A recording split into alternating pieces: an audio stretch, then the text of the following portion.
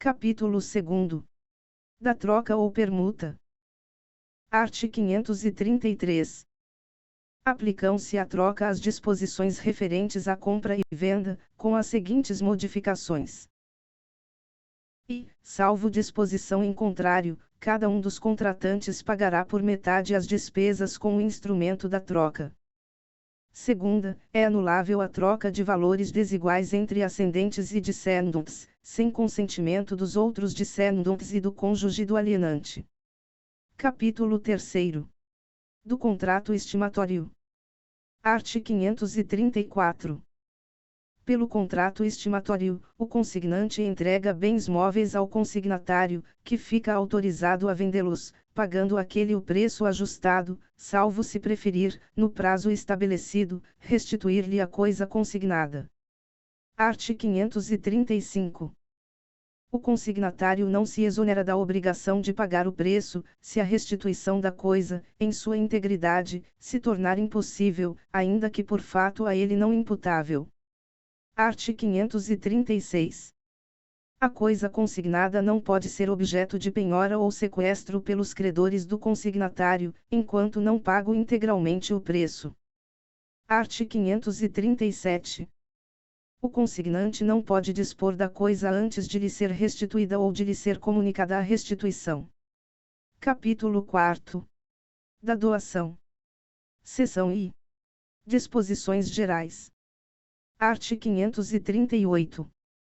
Considera-se doação o contrato em que uma pessoa, por liberalidade, transfere do seu patrimônio bens ou vantagens para o de outra. Art. 539. O doador pode fixar prazo ao donatário, para declarar se aceita ou não a liberalidade. Desde que o donatário, ciente do prazo, não faça, dentro dele, a declaração, entender-se-á que aceitou, se a doação não for sujeita a encargo. Art. 540. A doação feita em contemplação do merecimento do donatário não perde o caráter de liberalidade, como não o perde a doação remuneratória, ou agravada, no excedente ao valor dos serviços remunerados ou ao encargo imposto. Art. 541. A doação far-se-á por escritura pública ou instrumento particular. Parágrafo único. A doação verbal será válida, se, versando sobre bens móveis e de pequeno valor, se lhe seguir incontinenti a tradição. Art. 542. A doação feita ao nascituro valerá, sendo aceita pelo seu representante legal. Art. 543. Se o donatário for absolutamente incapaz, dispensa-se a aceitação, desde que se trate de doação pura. Art. 544. A doação de ascendentes a descendentes, ou de um cônjuge a outro, importa adiantamento do que lhes cabe por herança. Art. 545.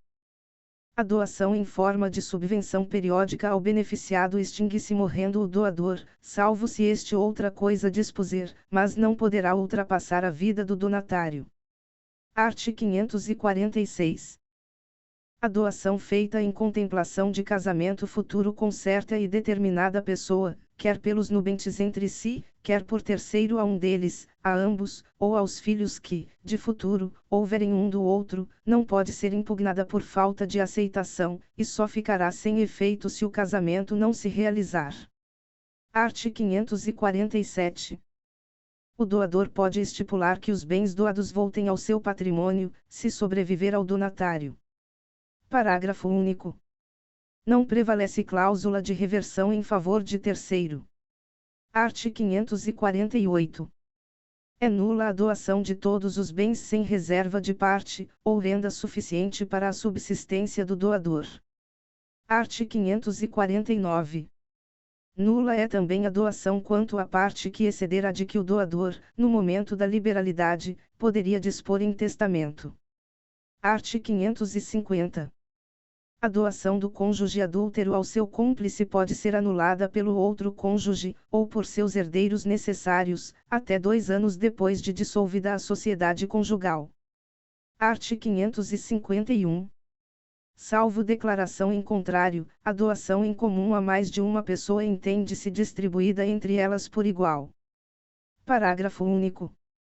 Se os donatários, em tal caso, forem marido e mulher, subsistirá na totalidade a doação para o cônjuge sobrevivo. Art. 552. O doador não é obrigado a pagar juros moratórios, nem é sujeito às consequências da evicção ou do vício redibitório. Nas doações para casamento com certa e determinada pessoa, o doador ficará sujeito à evicção, salvo convenção em contrário. Art. 553. O donatário é obrigado a cumprir os encargos da doação, caso forem a benefício do doador, de terceiro, ou do interesse geral. Parágrafo único. Se desta última espécie for o encargo, o Ministério Público poderá exigir sua execução, depois da morte do doador, se este não tiver feito. Art. 554. A doação à entidade futura caducará se, em 2 anos, esta não estiver constituída regularmente. Seção 2ª. Da revogação da doação. Art. 555. A doação pode ser revogada por ingratidão do donatário, ou por inexecução do encargo. Art. 556. Não se pode renunciar antecipadamente o direito de revogar a liberalidade por ingratidão do donatário. Art. 557. Podem ser revogadas por ingratidão as doações. E, se o donatário atentou contra a vida do doador ou cometeu crime de homicídio doloso contra ele. Segunda, se cometeu contra ele ofensa física. Terceira, se o injuriou gravemente ou o caluniou. Quarta, se, podendo ministrá-los, recusou ao doador os alimentos de que este necessitava. Art. 558. Pode ocorrer também a revogação quando o ofendido, nos casos do artigo anterior, for o cônjuge, ascendente, descendente, ainda que adotivo, ou irmão do doador. Art. 559.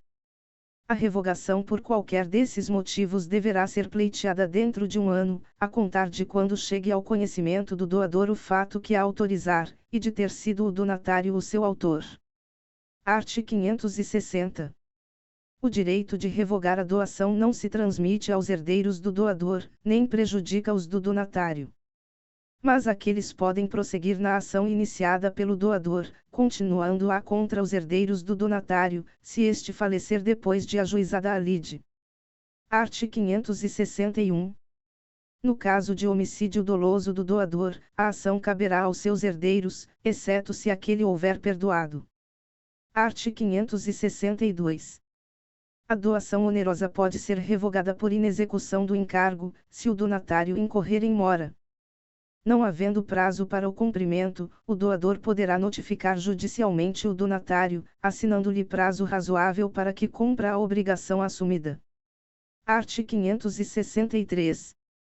A revogação por ingratidão não prejudica os direitos adquiridos por terceiros, nem obriga o donatário a restituir os frutos percebidos antes da citação válida, mas sujeita-o a pagar os posteriores, e, quando não possa restituir em espécie as coisas doadas, a indenizá-la pelo meio termo do seu valor. Art. 564. Não se revogam por ingratidão. E, as doações puramente remuneratórias. Segunda, as oneradas com encargo já cumprido. Terceira, as que se fizerem em cumprimento de obrigação natural. Quarta, as feitas para determinado casamento. Capítulo V. Da locação de coisas. Art. 565. Na locação de coisas, uma das partes se obriga a ceder à outra, por tempo determinado ou não, o uso e gozo de coisa não fungível, mediante certa retribuição. Art. 566. O locador é obrigado a entregar ao locatário a coisa alugada, com suas pertenças, em estado de servir ao uso a que se destina, e a mantê-la nesse estado, pelo tempo do contrato, salvo cláusula expressa em contrário. Segunda, a garantir-lhe, durante o tempo do contrato, o uso pacífico da coisa. Art. 567. Se, durante a locação, se deteriorar a coisa alugada, sem culpa do locatário, a este caberá pedir redução proporcional do aluguel, ou resolver o contrato, caso já não sirva a coisa para o fim a que se destinava. Art. 568. O locador resguardará o locatário dos embaraços e turbações de terceiros, que tenham ou pretendam ter direitos sobre a coisa alugada, e responderá pelos seus vícios, ou defeitos, anteriores à locação. Art. 569. O locatário é obrigado a servir-se da coisa alugada para os usos convencionados ou presumidos, conforme a natureza dela e as circunstâncias, bem como tratá-la com o mesmo cuidado como se sua fosse. Segunda, a pagar pontualmente o aluguel nos prazos ajustados, e, em falta de ajuste, segundo o costume do lugar. Terceira, a levar ao conhecimento do locador as turbações de terceiros, que se pretendam fundadas em direito. Quarta, a restituir a coisa, fim da alocação, no estado em que a recebeu, salvas as deteriorações naturais ao uso regular. Art. 570. Se o locatário empregar a coisa em uso diverso do ajustado, ou do a que se destina, ou se ela se danificar por abuso do locatário, poderá o locador, além de rescindir o contrato, exigir perdas e danos. Art. 571. Havendo prazo estipulado a duração do contrato, antes do vencimento não poderá o locador reaver a coisa alugada, senão ressarcindo ao locatário as perdas e danos resultantes, nem o locatário devolvê-la ao locador, senão pagando, proporcionalmente, a multa prevista no contrato. Parágrafo único. O locatário gozará do direito de retenção, enquanto não for ressarcido. Art. 572. Se a obrigação de pagar o aluguel pelo tempo que faltar constituir indenização excessiva, será facultado ao juiz fixá-la em bases razoáveis. Art. 573. A locação por tempo determinado cessa de pleno direito findo o prazo estipulado, independentemente de notificação ou aviso. Art. 574. Se, findo o prazo, o locatário continuar na posse da coisa alugada, sem oposição do locador, presumir-se-á prorrogada a locação pelo mesmo aluguel, mas sem prazo determinado. Art. 575. Se, notificado o locatário, não restituir a coisa, pagará, enquanto a tiver em seu poder, o aluguel que o locador arbitrar, e responderá pelo dano que ela venha a sofrer, embora proveniente de caso fortuito. Parágrafo único. Se o aluguel arbitrado for manifestamente excessivo, poderá o juiz reduzi-lo, mas tendo sempre em conta o seu caráter de penalidade. Art. 576. Se a coisa for alienada durante a locação, o adquirente não ficará obrigado a respeitar o contrato, se nele não for consignada a cláusula da sua vigência no caso de alienação, e não constar de registro. O registro a que se refere este artigo será o de títulos e documentos do domicílio do locador, quando a coisa for móvel, e será o registro de imóveis da respectiva circunscrição, quando imóvel. 2. Em se tratando de imóvel, e ainda no caso em que o locador não esteja obrigado a respeitar o contrato, não poderá ele despedir o locatário, se não observado o prazo de 90 dias após a notificação. Art. 577. Morrendo o locador ou o locatário, transfere-se aos seus herdeiros a locação por tempo determinado. Art. 578. Salvo disposição em contrário, o locatário goza do direito de retenção, no caso de benfeitorias necessárias, ou no de benfeitorias úteis, se estas houverem sido feitas com expresso consentimento do locador. Capítulo 6. Do empréstimo. Seção I. Do comodato. Art. 579. O comodato é o empréstimo gratuito de coisas não fungíveis. Perfaz-se com a tradição do objeto. Art. 580. Os tutors, curadores e em geral todos os administradores de bens alheios não poderão dar em comodato, sem autorização especial, os bens confiados à sua guarda. Art. 581. Se o comodato não tiver prazo convencional, presumir-se-lhe-á o necessário para o uso concedido, não podendo o comodante, salvo necessidade imprevista e urgente, reconhecida pelo juiz, suspender o uso e gozo da coisa emprestada, antes de findo o prazo convencional, ou o que se determine pelo uso outorgado. Art. 582.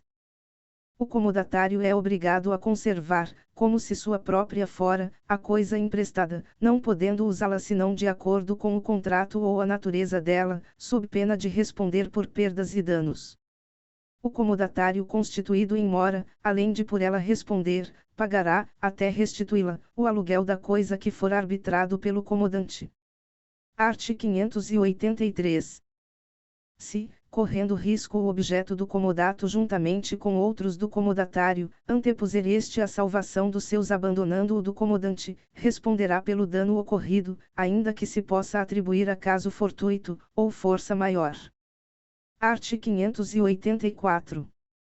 O comodatário não poderá jamais recobrar do comodante as despesas feitas com o uso e gozo da coisa emprestada. Art. 585. Se duas ou mais pessoas forem simultaneamente comodatárias de uma coisa, ficarão solidariamente responsáveis para com o comodante.